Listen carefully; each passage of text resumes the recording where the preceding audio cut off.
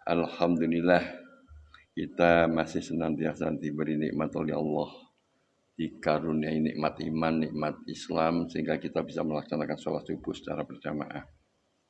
Dalam kaitan untuk kajian subuh kali ini kami ingin mengetengahkan tentang kisah yang diangkat oleh seorang penulis bernama Abdur Rauf Al-Munawi ya dalam kitabnya Fath Al-Qadir, bahwasanya ada seorang ulama ahli hadis yang dijuluki sebagai Amirul Mukminin dalam hadis. Beliau bernama Ibnu Hajar Al-Asqalani. Saat itu Ibnu Hajar sedang berjalan di dalam pasar, melewati pasar. Nah, Ibnu Hajar Al-Asqalani ini oleh khalifah diangkat sebagai seorang qadhi. Qadhi itu artinya seorang hakim. Ketika berjalan melewati pasar yang diikuti oleh pasukan pengawal dari kekhalifahan yang begitu megah dan aman, tiba-tiba ada seseorang penjual minyak yang menghentikan. Wahai hakim, aku ingin bertanya. Kata Nabi kalian bahwa dunia itu adalah penjara bagi seorang muslim dan surga bagi orang kafir. Tapi apa yang aku lihat, kamu justru hidup dengan kemewahan, aku yang katanya orang kafir hidup menikmati surga, saya dalam kondisi menjual minyak wangi. Bagaimana ini? Kemudian Ibnu Hajar Al-Asqalani menjawab, menjelaskan, kalau kita lihat apa yang kamu lihat seperti yang saya alami kenikmatan sekarang ini, jauh sekali dibandingkan kelak kenikmatan yang ada di surga. Jauh sekali, tidak ada seberapanya. Demikian pula engkau, wahai orang yang memeluk agama Yahudi.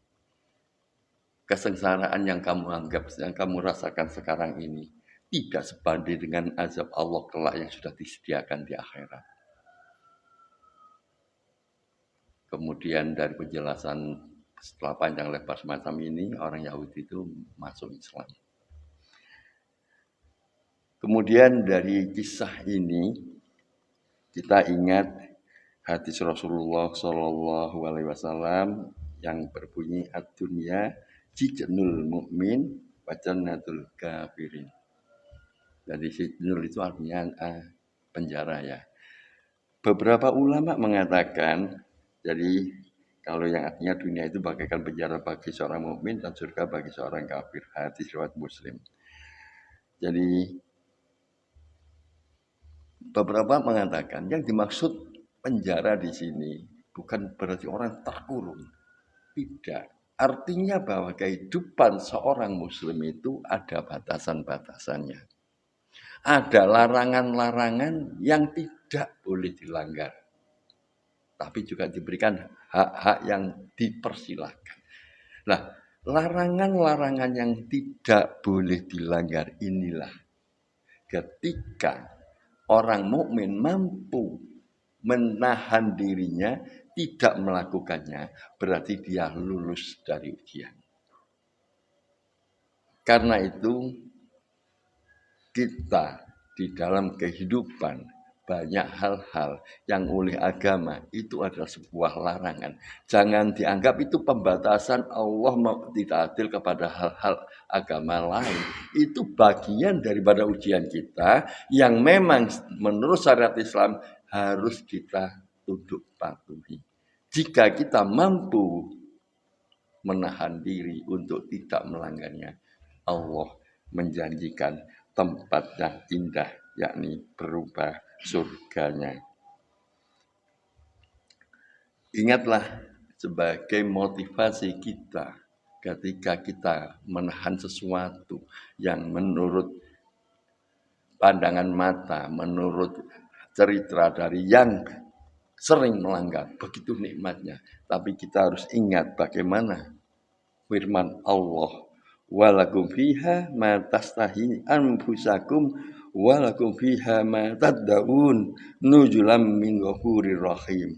Di dalam surga kamu memperoleh apa segala kenikmatan yang kamu inginkan dan memperoleh pula di dalamnya apa segala kenikmatan yang kamu minta sebagai hidangan bagimu dari Rabb yang Maha Pengampun lagi Maha Penyayang. Quran surat Fussilat.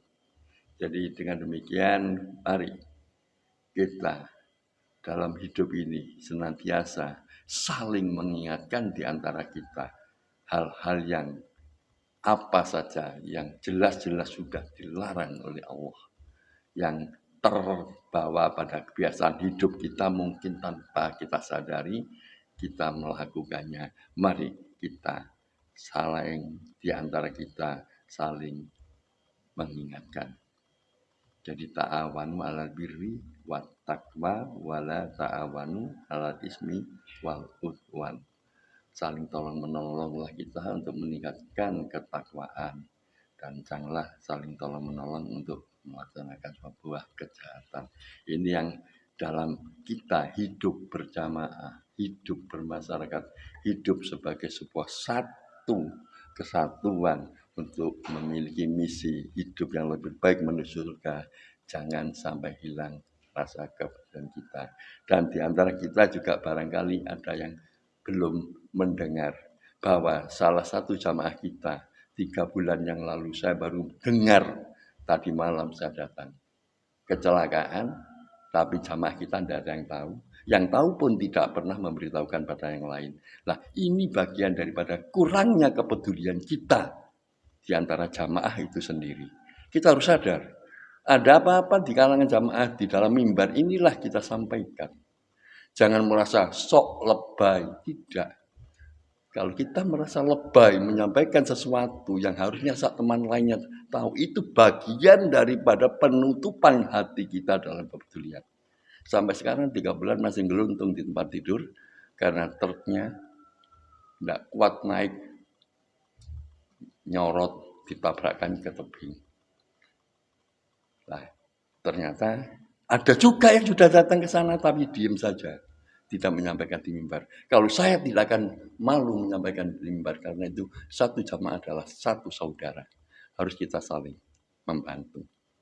Demikian. Siapa beliaunya adalah Pak Tris, yang mereka juga berjasa sekali dalam pembangunan masjid ini, memberikan kemudahan dalam pengurukan tanah, banyak memberikan bantuan. Tapi kita kurang ada kepedulian. Semoga kedepannya di antara kita bukan hanya safnya saja yang rapat, bukan saja kita urunan korbannya saja yang mantap dibagikan pada yang luar daerah, tapi jamaah apapun yang terjadi sekecil apapun harus disampaikan. Inilah bagian dari keutuhan kerekatan di dalam kita berjamaah. Bukan hanya kumpul keluar seperti orang hilang. Assalamualaikum warahmatullahi wabarakatuh.